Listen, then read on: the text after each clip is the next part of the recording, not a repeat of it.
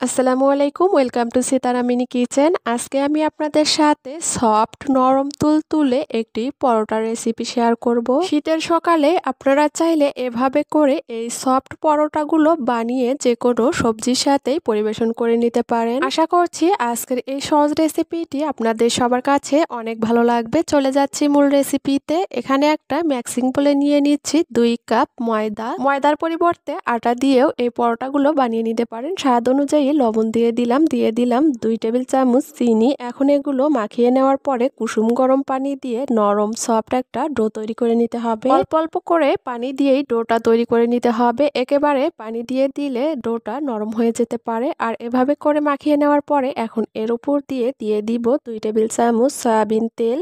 তেল দেওয়ার পরে 5 থেকে 7 মিনিটের মতো ডোটা খুব ভালো করে মথে নিতে হবে। 7 মিনিট এই ডোটা আরো ভালো করে মাখিয়ে নিয়েছি। এর কারণে ডোটা কিন্তু আরো সফট হয়েছে।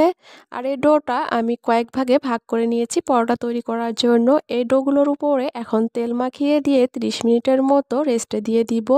একটা ঢাকনা দিয়ে ঢেকে রেস্টে রেখে দিতে হবে। এগুলো একটা সাইডে রেখে দিয়ে অপর একটা ছোট বাটিতে নিয়েছি 4 চামচ সয়াবিন তেল। এর মধ্যে দিয়ে দিব 2 টেবিল চামচ কর্নফ্লাওয়ার। কর্নফ্লাওয়ারের পরিবর্তে আপনারা এখানে ময়দাও দিতে পারেন। এখন সবকিছু একসাথে ভালো করে মিশিয়ে নিব। আর এগুলো আমি পরোটাতে ব্যবহার করব। 30 মিনিট পরে ফিরে আসলাম। এখান থেকে একটা ডো নিয়ে এভাবে করে হাতের মধ্যে ঘুরিয়ে একটা চ্যাপটা করে নিয়ে বড় সাইজের রুটি তৈরি করে নিব। আর এভাবে করে বেলে নেওয়ার পরে রুটিটা তৈরি করে নিয়েছি। এখন ওই রুটির উপরে যে মিশ্রণটা আমি রেডি করে রেখেছিলাম ওই মিশ্রণটা ভালো করে লাগিয়ে নিব। আপনারা চাইলে একটা ব্রাশ দিয়েও এভাবে করে লাগিয়ে নিতে পারেন। লাগিয়ে নেওয়ার পরে উপর দিয়ে অল্প করে ময়দা ছিটিয়ে দিব। এবার এক পাশ থেকে ভাঁজ করে নিব। ভাঁজ করা নেওয়া অংশের উপরে আবারও ওই মিশ্রণটা লাগিয়ে ময়দা দিয়ে দিব। আবারও অপর পাশ থেকে ভাঁজ করে নিব।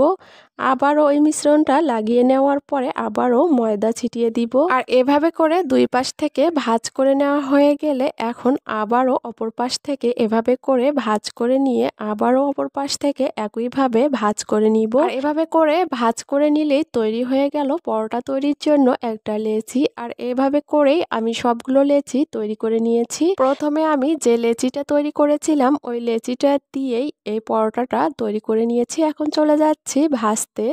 এর জন্য চুলার উপরে একটা আগে থেকেই প্যান বসিয়ে দিয়ে প্যানটা একটু গরম হলে দুই পাশ থেকে পরোটাটা সেঁকে নেওয়ার পরে উপর দিয়ে একটু তেল দিয়ে দিতে হবে। চুলার তাপটা মিডিয়াম হিটে রেখে কিছুক্ষণ পর পর পরোটাটা উল্টিয়ে দিয়ে দুই পাশ থেকে সুন্দর একটা কালার আসা পর্যন্ত ভেজে নিতে হবে।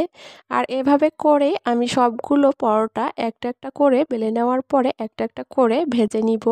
আর আপনারা দেখতেই পাচ্ছেন আমি কিন্তু সবগুলো পরোটা ভেজে নিয়েছি। আর এরই মাঝে তৈরি হয়ে গেল শীতের সকালের নাস্তার জন্য গরম গরম সফট পরোটার রেসিপি। আশা করছি আজকের এই সহজ রেসিপিটি আপনাদের সবার কাছে অনেক ভালো লেগেছে। রেসিপিটি ভালো লেগে থাকলে আমার চ্যানেলটি সাবস্ক্রাইব করবেন আর বেল বাটনটি অন করে রাখবেন আমার পরবর্তী ভিডিওর নোটিফিকেশন সবার আগে পাওয়ার জন্য। আজ এখানে বিদায় নিচ্ছি। সবাই ভালো থাকবেন, সুস্থ থাকবেন। আল্লাহ হাফেজ।